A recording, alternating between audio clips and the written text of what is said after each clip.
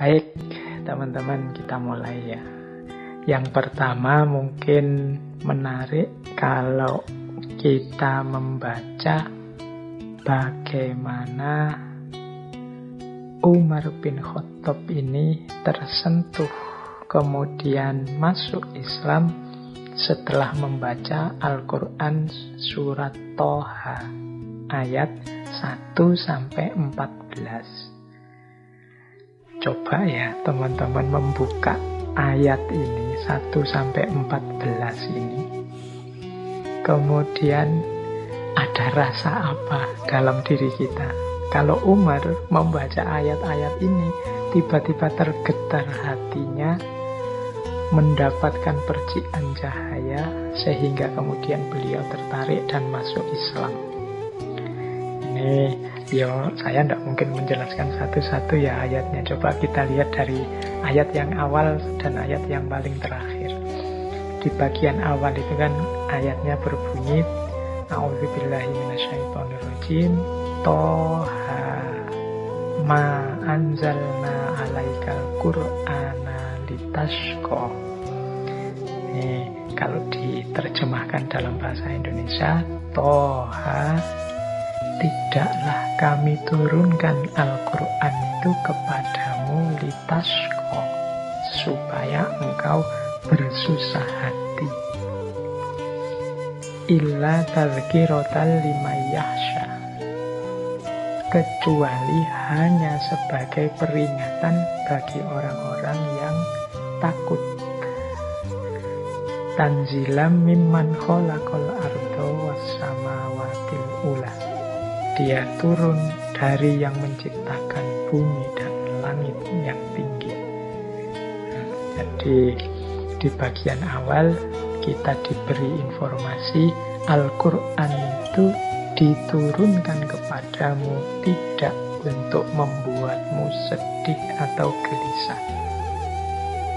Jadi Al-Quran itu hadir pada kita, itu harusnya dia jadi seperti di ayat selanjutnya, tadhkiratan liman yakhsha, dia jadi peringatan bagi kita, dia jadi pedoman, jadi petunjuk untuk kita, bukan sumber kesedihan, bukan sumber kegalauan.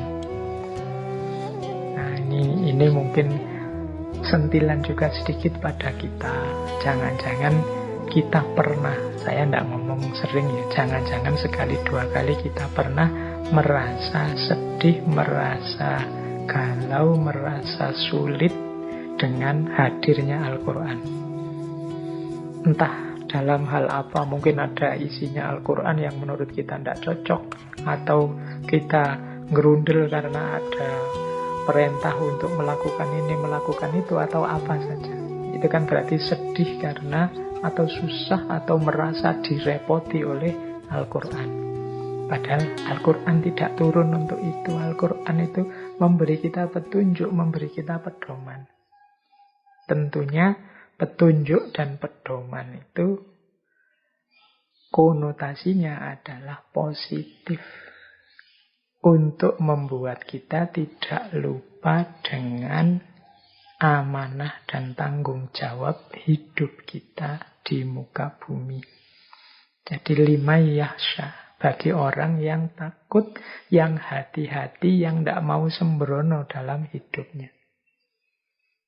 Jadi dua ayat pertama ini sebenarnya menegaskan agar kita tidak takut, tidak gelisah, tidak galau dengan apapun tuntunan, apapun petunjuk dari agama. Itu kalau kita makomnya adalah orang yang tidak sembrono dalam hidup, orang yang serius, orang yang hati-hati dalam hidup. Jadi, itulah tujuannya Al-Quran, tadhkirah, peringatan, petunjuk. Tanzilam mimman khalaqal arda was samawatil ula. Jadi dia turun dari zat yang menciptakan bumi dan langit yang tinggi. Dan kalau dalam cerita, yang paling menyentuh Umar adalah ayat terakhir, ayat 14. Innani anallah la ilaha illa ana fa'budni wa aqimis sholata li dzikri. Sesungguhnya aku adalah Allah, la ilaha illa ana, tidak ada Tuhan selain aku, fa'budni, maka sembahlah aku, wa aqimis sholata li dzikri, dan dirikanlah sholat untuk mengingatku.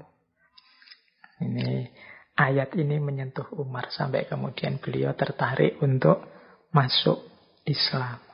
Jadi penegasan Allah, ya akulah Allah itu, tidak ada Tuhan selain aku, maka sembahlah aku.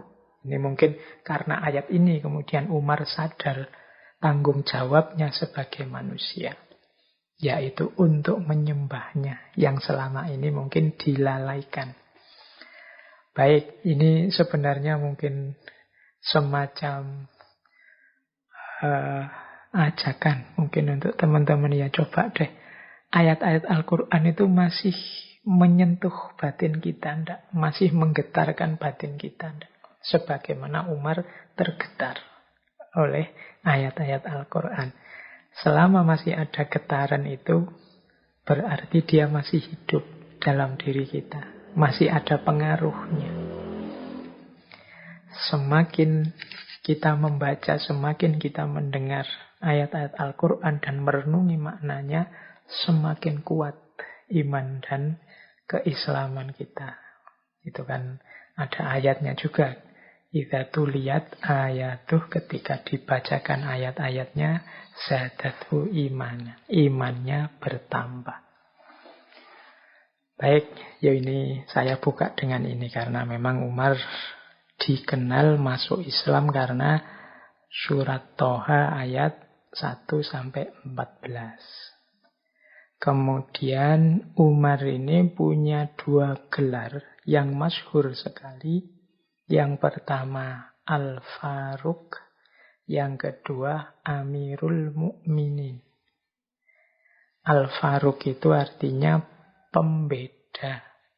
Pembeda itu maksudnya Umar dikenal sebagai sosok yang tegas, yang mampu membedakan dengan jelas ini benar, ini salah, dan membela kebenaran secara tegas. Jadi makanya namanya dikenal nanti Al-Faruq. Ini ada yang meriwayatkan gelar julukan Al-Faruq ini berasal dari Rasulullah sendiri. Jadi ini ada ceritanya. Satu ketika Umar ini berdiri di depan Ka'bah, terang-terangan, kemudian berteriak di situ, membaca syahadat dengan keras. Aku bersaksi bahwa tidak ada Tuhan selain Allah dan Muhammad adalah utusan Allah. Berteriak keras-keras di situ. Ini luar biasa karena saat itu umat Islam itu masih belum berani tampil, masih sembunyi-sembunyi. Ini terus mengundang banyak orang ke situ. Mengundang kaum kafir, kaum musyrikin Quraisy ke situ. Nah, terus mereka menegaskan lagi pada Umar, apa benar engkau memeluk Islam sekarang? Nah, Umar secara tegas bilang, ya, aku sekarang sudah memeluk Islam. Siapa yang berani melarangku atau berani menghentikanku atau menghentikan dakwahnya Rasulullah akan berhadapan dengan aku. Nah, setelah dia bilang begini, ini orang-orang yang tadi ngumpul itu marah semua, kaget semua. Wah, akhirnya mereka terus mengeroyok Umar. Tapi Umar ini kan ya memang orang kuat, orang gagah. Dikeroyok dia tidak mundur. Jadi puluhan orang mengeroyok dia, memukuli dia. Kalau dalam riwayat itu sampai mereka lelah sendiri. Meskipun Umar juga biru-biru, dipukuli orang banyak. Kemudian mereka pergi.